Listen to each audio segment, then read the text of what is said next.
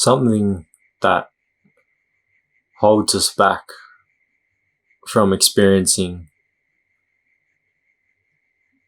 this moment to the absolute fullest is wanting it to be something more than it is.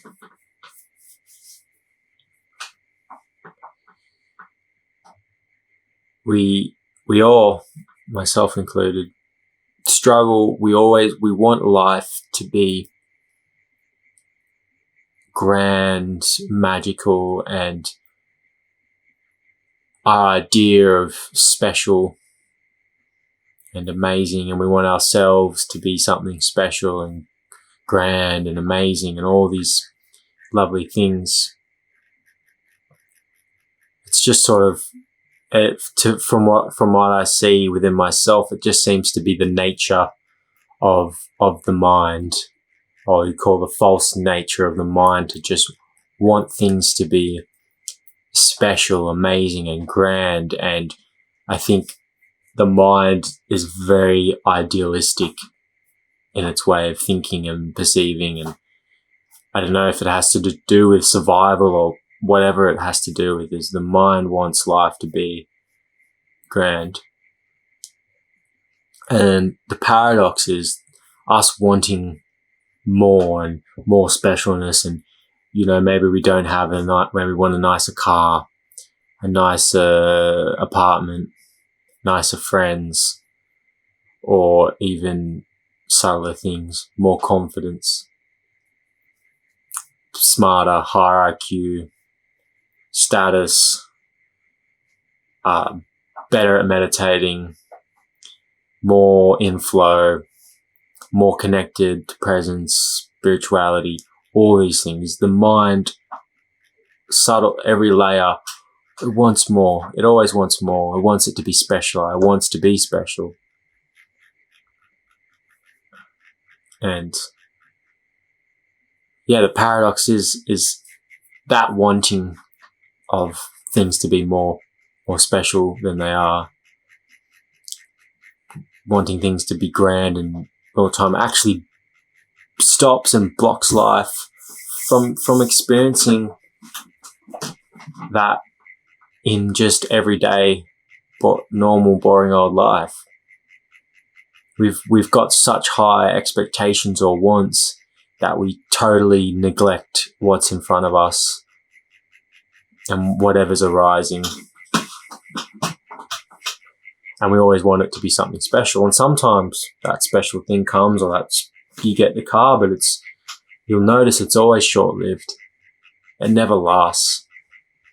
The happiness from external things, even from things within yourself, like maybe becoming smarter or whatever it is, and still the happiness from those things, short-lived. And this is where when we start to see this around us in life, when we start to notice that everything, not just, it's said a lot, but deeply experiencing and seeing within your own experiences the nature of your mind to constantly want and need things. And when it does get those needs and wants fulfilled, that very, very quickly or slowly in some cases, depending on what it is, the desire for more re-arises. And I think when I hear the Buddha's teaching that life is unsatisfactory, I think this is sort of what it's pointing at. I mean, that ultimately, no matter how good things get in life, they all ultimately become unsatisfactory. Therefore, it seems as this world is completely there's an unsatisfactory nature to things. It's a lesson that keeps reappearing over and over in our life. And I think the way through that is letting that go. Easier said than done, but what if you let go of, the reason things need to be better is because you've decided in your mind they need to be better. You sit in your car or apartment or whatever, relationships, or how you feel inside, and you go, there's something wrong with this, I don't like this, this needs to be better. It's almost like it's a decision. Now, it's a strong habit in us, but it is, we decide that what is happening right now, what my life is right now is not good enough. You've made that decision, hence we seek. And I don't think this is ultimately the worst thing in the world, to desire better circumstances. But it has to come from a different place. It has to come from a place of not needing those things to be happy, or we're going to be chasing a dream.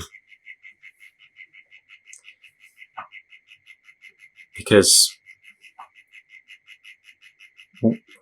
when we can watch our mind make that decision and be aware of it and almost let that go, let that thought go. What if we just let go of this needs to be better than it is, and we just sat here, not try to tell ourselves that it's perfect, because that's just the opposite end of the spectrum. We're trying to go beyond, almost beyond seeing things as good or bad, just seeing things completely as they are. No label, no good, no bad, no this, no that. Just bare, naked, raw life. And not judging it, yourself, or what's in it. And just sitting in that rawness and not mentally commentating on it, not thinking about future and time and getting this or past and this and how you got here, just seeing everything as it is. And when we truly do this, there's a sacredness in everything. It's almost everything is perfectly as it is. And from that place, sure, we can pursue or do what we feel inclined to do, as long as we're not tricking ourselves. But it's important, before you improve yourself, improve your life circumstances, to completely and utterly accept where you are and find contentment in that.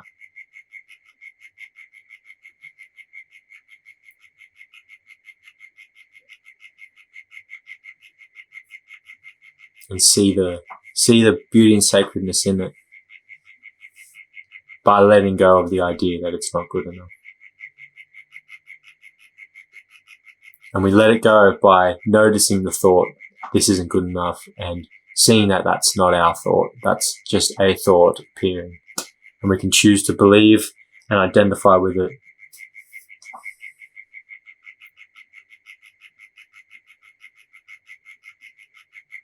Anyways, thanks for watching. I'll see you guys on the next one.